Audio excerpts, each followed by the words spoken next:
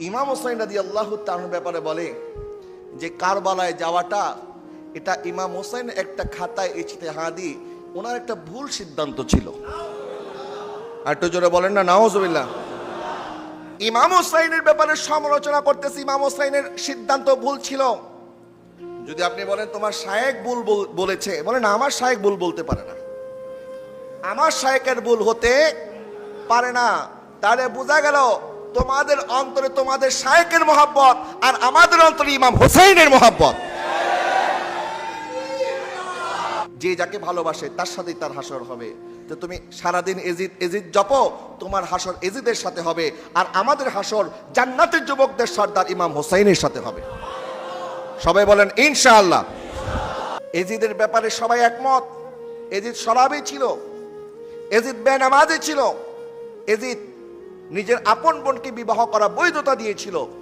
তো যার মাধ্যমে শরীয়ত লঙ্ঘন হয়েছে, ইমাম হোসাইন রাদিয়াল্লাহু তাআলা কখনো আহলে বাইতের সদস্য হয়ে ওই লম্পট এজিদের হাতে বায়াত গ্রহণ করতে পারে না। কথা বলেন ঠিক কিনা?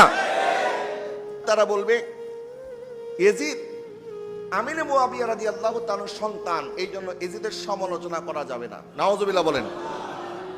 আচ্ছা, এজিদ তো সাহাবী না, আমিরে মুয়াবিয়া রাদিয়াল্লাহু তাআলা উনি সাহাবী। নবীজি বলেছেন লা তাসুব্বু আসহাবি, তোমরা আমার সাহাবীকে গালি দিও না। সাহাবায়ে কেরামকে মন্দ বলা যাবে না, সাহাবায়ে কেরামের কোনো কাজের সমালোচনা করা যাবে না। কারণ সাহাবায়ে কেরামের সমালোচনা করা মানে নবীর সমালোচনা করা। তাহলে বোঝা যাবে যে নবী মনে হয় সাহাবায়ে কেরামকে ওইভাবে তরবিয়ত করতে পারে নাই, সাহাবায়ে কেরামকে ওইভাবে আত্মিকভাবে পরিশুদ্ধ করতে পারে নাই। তা আপনি কেন সাহাবায়ে কেরামের সমালোচনা করবেন? সাহাবায়ে কেরামের দিকে আঙ্গুল তোলা মানে নবীর দিকে আঙ্গুল তোলা। আর আমির মুয়াবিয়া রাদিয়াল্লাহু তাআলা উনি শুধু সাহাবী নন, উনি কাতেবে ওহী লিখেছেন। উনি একদিকে আমার নবী সাল্লাল্লাহু আলাইহি ওয়াসাল্লামের শালা হয়, হযরত উম্মে হাবিবা রাদিয়াল্লাহু তাআলা আনহা নবীজির স্ত্রী। উনি ছিলেন হযরত আমির মুয়াবিয়া রাদিয়াল্লাহু তাআলা আনহুর বোন। আমির মুয়াবিয়া রাদিয়াল্লাহু তাআলা আনহুকে ইমাম হাসানও মেনেছেন, ইমাম হোসাইনও মেনেছেন। সুতরাং ওনারা যদি মানতে পারেন আমাদের মানতে কোনো অসুবিধা আছে নাই। কিন্তু আমির মুয়াবিয়ার সন্তান এজিদ, নূহ আলাইহিস সালামের সন্তান কেনান যেভাবে নূহ আলাইহিস সালামের অবাধ্যতার কারণে জাহান্নামে চলে গেছে, আমির মুয়াবিয়া রাদিয়াল্লাহু তাআলার সন্তান হওয়ার পরও এই এজিদের পরিণতি একই হয়েছে। সে কখনো জান্নাতে যাইতে পারবে না, কারণ সে জান্নাতের যুবকদের সর্দারকে শহীদ করেছে। কথা বলেন ঠিক কিনা? আমির মুয়াবিয়া রাদিয়াল্লাহু তাআলা দোহাই দিয়ে এজিদকে রক্ষা করার চেষ্টা যারা করতেছে এরা হচ্ছে খাঁটি এজিদি। আমার বাবার সাথে যদি জুলুম হয়, আমরা সারা জীবন সেই কথা বলি আমার বাবার সাথে জুলুম হয়েছিল, আমার বাবার সাথে অন্যায় হয়েছিল। নিজের সাথে জুলুম হলে সারাদিন আমরা এই কথা নিয়ে বলে থাকি। কিন্তু নবীর পরিবারের সাথে যে জুলুম হয়েছে, কুল কায়নাতের মধ্যে কোন পরিবারের উপরে এত জুলুম হয় নাই। এটা আমার নবী আগেই জানতেন, যার কারণে উম্মতকে সতর্ক করেছেন। উযাক্কিরুকুমুল্লাহু ফি আহলি বাইতি, আমার নবী সাদ করেছেন তোমাদেরকে আমি স্মরণ করিয়ে দিচ্ছি, আল্লাহর ভয় স্মরণ করিয়ে দিচ্ছি আমার আহলে বাইতের ব্যাপারে। আমার আহলে বাইত সম্পর্কে তোমরা আল্লাহকে ভয় করো, কারণ তাদেরকে কষ্ট দেওয়া মানে নবীকে কষ্ট দেওয়া। আহলে বাইতকে মহব্বত করা মানে নবীকে মহব্বত করা। নবীজি সাল্লাল্লাহু আলাইহি ওয়াসাল্লাম দ্বীনি কাজের মধ্যে ব্যস্ত থাকতেন সারাদিন।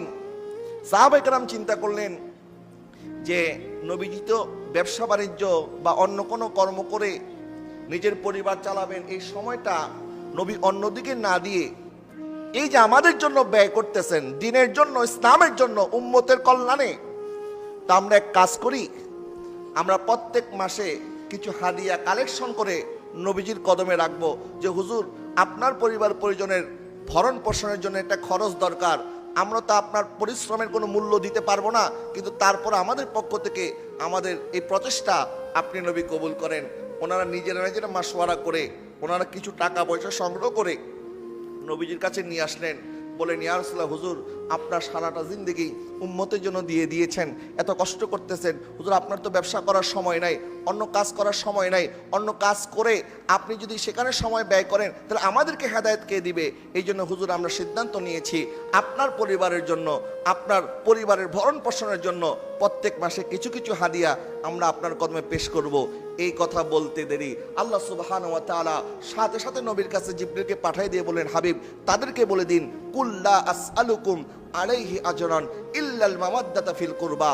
উম্মত, আমি তোমাদের কাছে আমার কর্মের কোনো প্রতিফল চাই না, একটা জিনিস চাই, তোমরা আমার আহলে বাইতকে মহব্বত করো। তাহলে এই আয়াত কোরআনের মধ্যে আছে না নাই? আহলে বাইতের নাম ধরে আল্লাহ পাক বলেছেন, ইন্নামা ইউরিদুল্লাহু লিউযহিবা আনকুমুর রিজসা আহলাল বাইতি ওয়া ইউতাহহিরাকুম তাতহীরা। আল্লাহ পাক চায় আপনি নবীর পরিবারকে পুত এবং পবিত্র রাখবেন, সকল প্রকার নাপাক থেকে হেফাজত করবেন। সুবহানাল্লাহ বলেন। তাহলে আহলে বাইত এই শব্দটা আমাদের বানানো না আল্লাহর দেওয়া? বলেন না কার দেওয়া? আল্লাহর দেওয়া নাম এটা।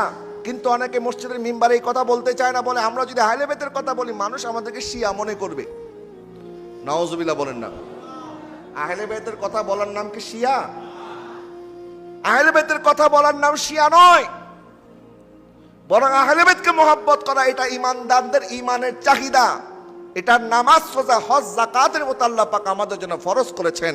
আহলে বাইতকে মহব্বত করতে হবে। কথা বলেন ঠিক কিনা?